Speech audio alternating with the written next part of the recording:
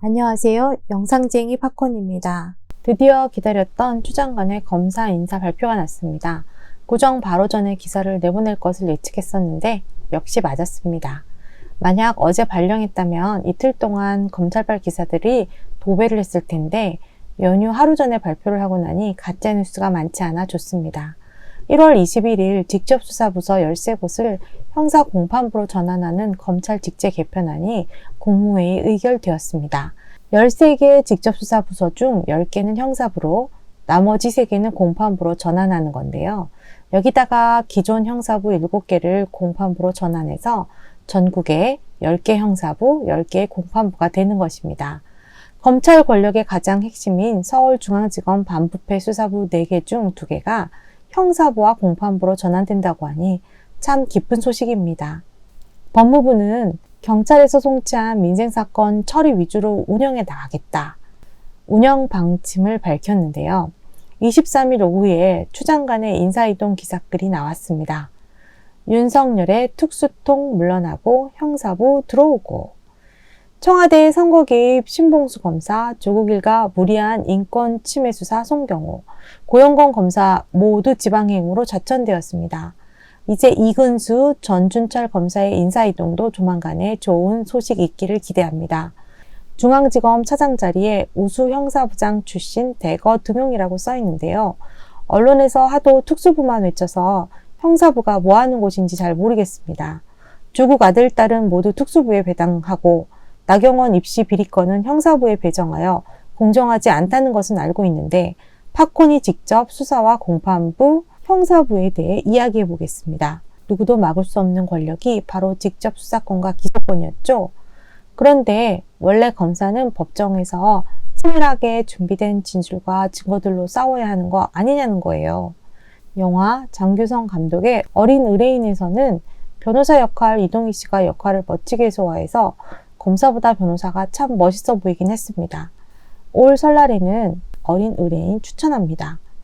한겨레에 실린 8월 기사가 눈에 띄어 소개해 봅니다. 특수통, 공안통이란 말은 언론에 자주 나오는데 공판통 검사는 없다.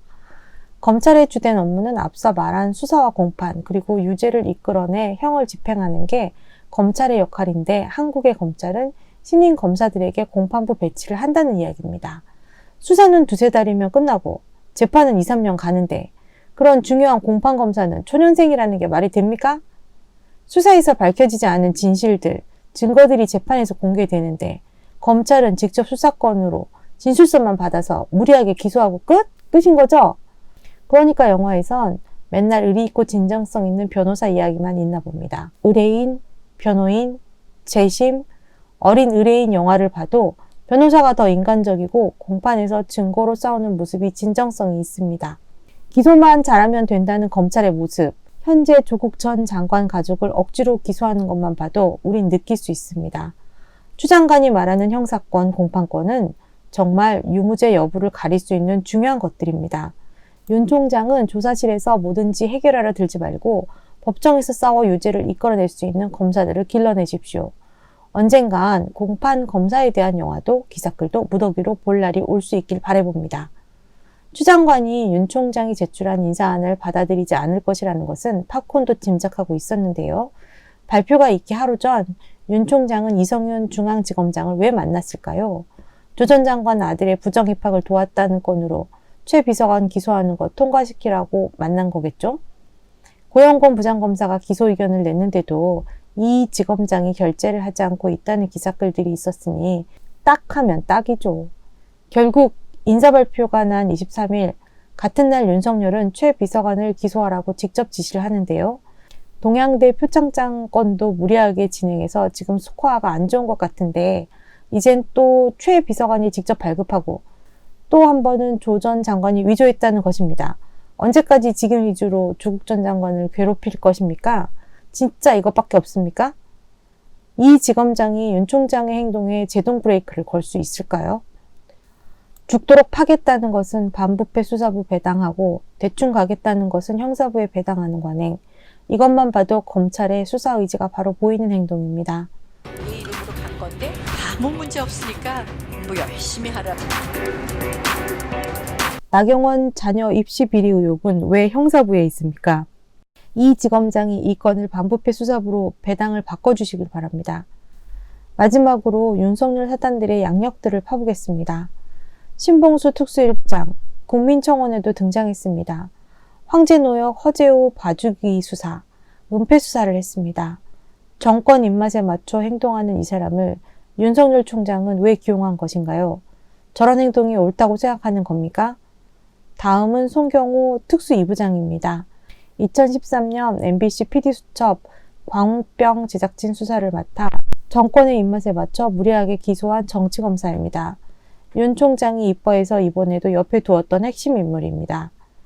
MBC PD수첩 제작진을 말도 못하게 괴롭히고 대법원에서 MBC PD수첩팀은 무죄 판결을 받았습니다.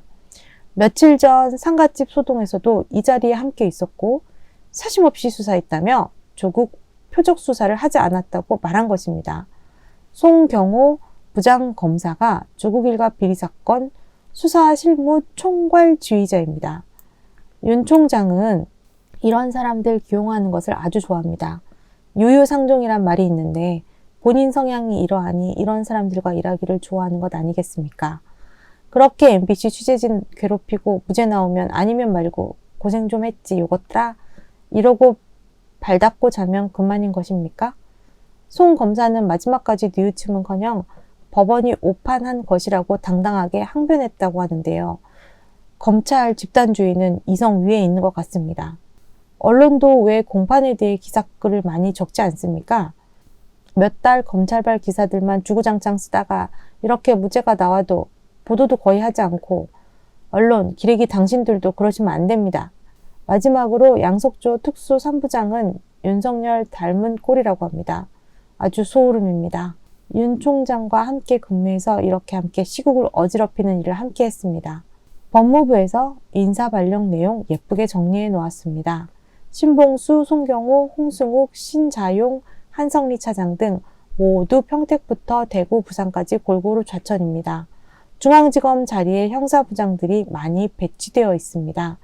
앞으로 형사부 공판부가 영화처럼 무죄와 유죄를 가리기 위해 피와 땀을 흘리며 증거를 찾아내기 위해 노력하시길 부탁드립니다.